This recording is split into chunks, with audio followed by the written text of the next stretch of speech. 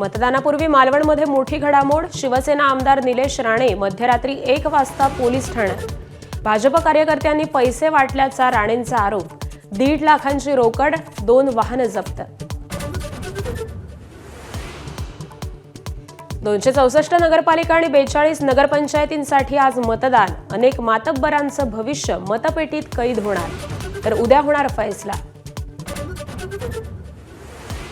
मतदान प्रक्रिया सुरळीत पार पडण्यासाठी यंत्रणांची करडी नजर, तर अनुचित प्रकार टाळण्यासाठी पोलीस प्रशासनही सज्ज. राज्यातील काही निवडणुका लांबणीवर टाकण्याच्या निवडणूक आयोगाच्या निर्णयावर मुख्यमंत्र्यांसह सर्वच राजकीय नेत्यांची नाराजी, तर कायदेशीर सल्ला घेऊनच निवडणुका पुढे, आयोगाचं स्पष्टीकरण. एकनाथ शिंदे अजित पवारांसह इतर नेत्यांना प्रलोभन देणारी वक्तव्य भोवण्याची चिन्ह.